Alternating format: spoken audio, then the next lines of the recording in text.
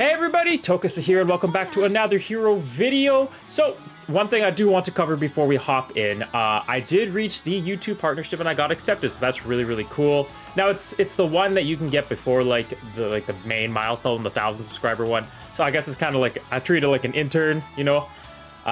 Very minimal new like accessibilities, but it's still really cool, right? It's still amazing to think in 1 year we have already reached step 1 of the big goal, so I think that is super cool, so thank you all very much.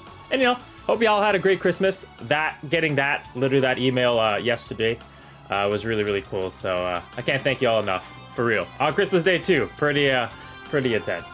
Anyways, the thing that we're gonna climb today, or do today, is Climax battle. I've done a video on this before, but there's just some people that are reaching out to me that don't quite understand how to beat it yet, so I'm just gonna go through it again with the team that I just slapped together. It ended up getting me the W, and yeah, it's pretty good. So the team I'm using is definitely a team that everybody has access to, but I'm just gonna show you what is really needed to beat this boss, right? So number one thing, by far, if you go to enemy strategy info, is defense up. I cannot promise you enough that is the biggest thing in this event. And then number two, as you can see, is status ailment nullification. So having those two, it's your bread and butter. That's how you beat this boss, right? So Deku here, healing, status ailments, exactly why he's on this team. Now, keep in mind, anything you see DX or UR plus does not need to be there. You can beat this literally without that. You can even beat it with SR character. You can probably just beat it with a bunch of SR characters if you have the right equipment. So this is the equipment I run on this Deku. As you can see, of course Deku has status ailments in his kit, but on this one, increases character's defense by 20% when regenerating HP. This character is literally only regenerating HP, so that's the way I like to have him. I make him my main slot, so when Re-Destro does his blowback attack, which you'll see in this video, Deku is the one that comes back with the back two in the lineup, so that they constantly keep having the heals and whatnot, and it just works out perfectly. Compress, if you have Compress, this is kind of just like the easiest character to use in the world, right here. Increases damage reduction to the team, but he can also increase defense to the team right here. Increases plus ultra gauge of all allies by 20% and defense by 20% for 3 turns when used second or later in a chain. Literally the easiest free defense in the world. Tokuyami's is kind of my DPS here. He doesn't really have defense in his kit, but this memory here, once again, doesn't need to be UR plus. It's just mine is, or DX or whatever. When equipped by NMD or DST type, increases defense by 15%. Also, this memory, which is from the USJ shop, increases defense by 15% if there are any villains on the team. Of course, I have this on Compress. And then over here with Kirishima, I had another dupe of this. Like I said, I have more whale to count, so I have another use of this defense. Once again, this one's a good example, though. This is not UR plus or DX'd.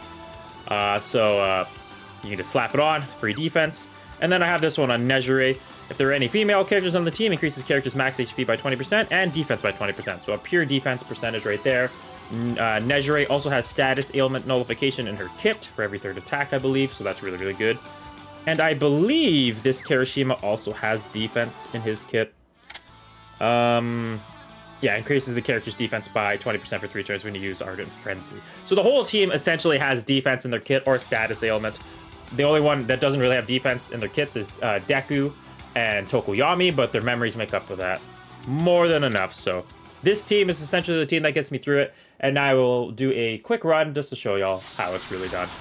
And keep in mind, the team I'm using is not optimal for rotations and stuff. I get it all messed up all the time, and it still works. It still works out great, so it's not really a big problem for me. So, without each phase, you have to target certain, like, enemies here. In the first phase, you basically just want to go for Re-Destro. Not that it really matters, because all 3 of my attackers have AoEs, or just don't attack with their second ability. So, Re-Destro is the main target in the first phase. Now, I'm not 100% sure, I cannot remember off the top of my head, but I believe you also do not want to bring Piercing Shot. I think you just never want to bring Piercing Shot to Climax battles. It's just the way it is. It's annoying, but you just do not want to do that. So, if you do have Tokuyami and you kind of want to replicate what I have built, this attack here, do not use it 3rd. Because when used 3rd, you gain Piercing Shot for 2 turns. So, obviously not what you want to do. I always do the single target attack with Tokuyami 2nd, just to make sure I don't get Piercing Shot applied in any way whatsoever. So, that is what I do. And then usually my plus ultras will wipe out Re-Destro here, and then we move on. Now, like I said, you could definitely make a more optimal team than this one. As you're going to see here with these plus ultras, my rotations are still off because some of them have 5-turn cooldowns. And not everybody will be attacking here. So what I usually do is I'll just throw out a normal attack here. So who I go for next, I'll just apply this, make sure my healing status ailments are up, right? We just try to protect each other forever. Curious. I don't like Curious because she has the normal counters, which of course Tokiyami's bulk of his damage from normal countering. So if we're lucky, so we did get applied there. What did Deku get hit with? Frostbite? Yeah, you can see it right there. So that's a little unfortunate, but it is what it is. Still want to make sure Compress is attacking second so that we get the defense for the entire team. Good damage there. So unfortunately, Curious will probably get the counter up. Not there at least, so that's really, really good. Oh, and Deku got unfrozen, which is very key there. So probably here she will get it, which is, it is what it is. Can't do anything about it. And as you can see, Deku's healing and compresses, I guess, a little bit of health regenerative HP for himself is more than enough. And right there, the status ailment. It's massive to get that. I cannot emphasize that enough. So 3 plus ultras, we will take out Curious here. And yeah, it's pretty much just, that's a nice, simple run here. Now, you don't need status nullification. It's not as important as defense up. Defense up is definitely your #1 thing you need. And then after that, it is just easy goings all the way home. Like I said, you don't have to probably do what I just did there. I literally just did normal attacks. I like keeping my rotations nice and clean just to make sure I for sure have that plus ultra gauge. That's just kind of the way that I like to treat it. So we'll take out right now. I forget the name. We'll take him out though, and now we just got Re-Destro to focus down. So we're getting beat up a little bit, but like I said, the healing is more than enough just to take us to the finish line here. Always attack second here on Tokiyami, and then the normals will start ramping up, right?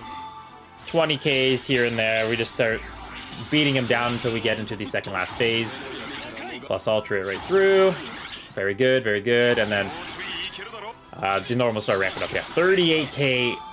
Brilliant. No, it's insane. It's insane. So I'm not going to attack with Deku here, just because I want to make sure he has his action skills ready and available for the next phase when he comes back with Nezure and Kirishima. Like I said, and it's nice having him come back in the back lineup with them because of the healing, the power up, right, the support. And as you can see, Re-Destro only has 21 stress, so we're in a pretty good spot right now. So I think it's this ability that raises defense. We'll start with this one.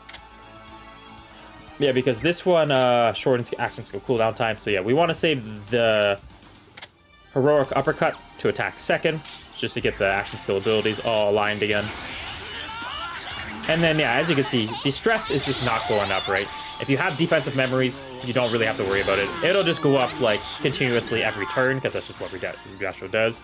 But if you're at the point where you're wondering why you have Re-Destro has like 75 stress level, that's essentially it, right? He's just getting tons and tons and tons of defense, and you just kind of have to have the equipment or the characters that can go or work around that. So Kirishima did not get his plus ultra, which is a little bit unfortunate, but it is what it is. I'm not going to like try to line all that. That's just not worth it at this point. Once you get into the later half of this fight, it's pretty much straightforward. But yeah, definitely a lot easier than Night Eye. You can definitely use a higher variety of characters. I do think memories are pretty important, so I hope you all kept you know, certain SR memories. And I do recommend putting on memories that are more permanent defense buff, because there are a bunch of them out there that I was going through. Like Compress has one that's really, really good, like damage reduction and defense, I believe. But it's only for 3 turns, right? So, and this, I'm on turn 17 right now, so won't find much use out of that. We apply that for the status ailment nullification.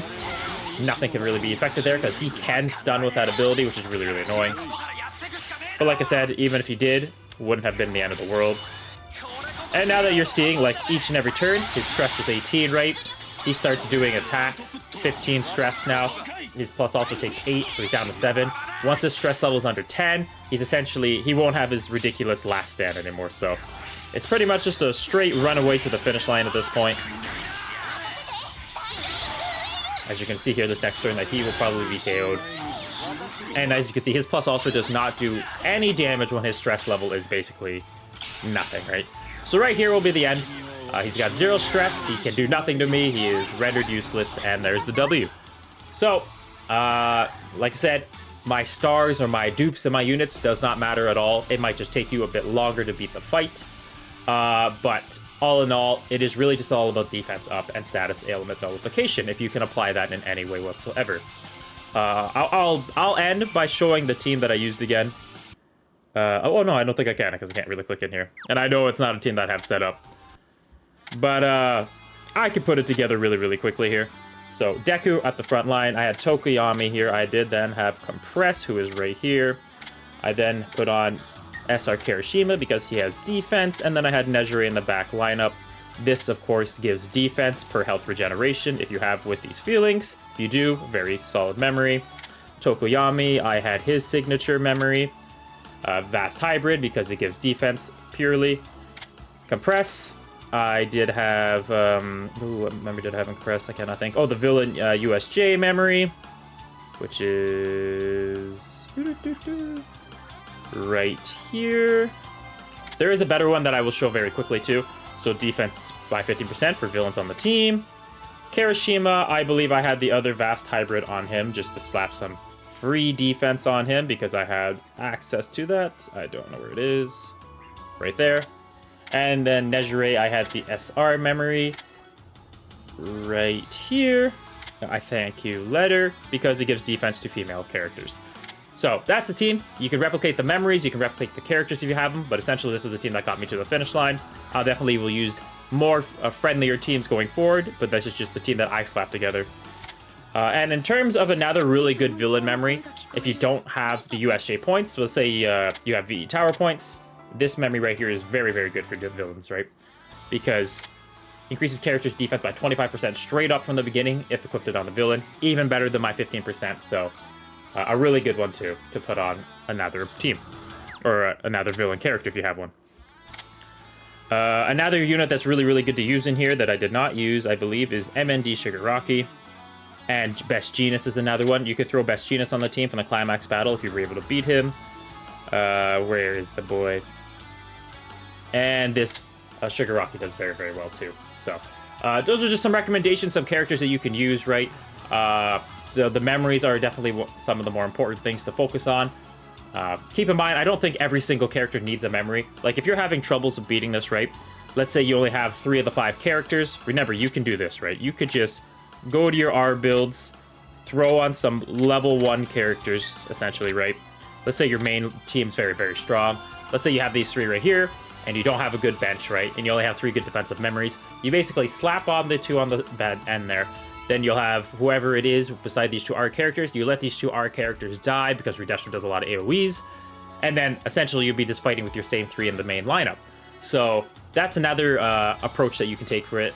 You don't need all 5 characters. You just need 3 solid ones if you are taking that approach. A lot easier with 5, of course, but yeah. Anyways, that is it. That is pretty much how I beat Re-Destro. It's pretty much how I'm going to farm him up.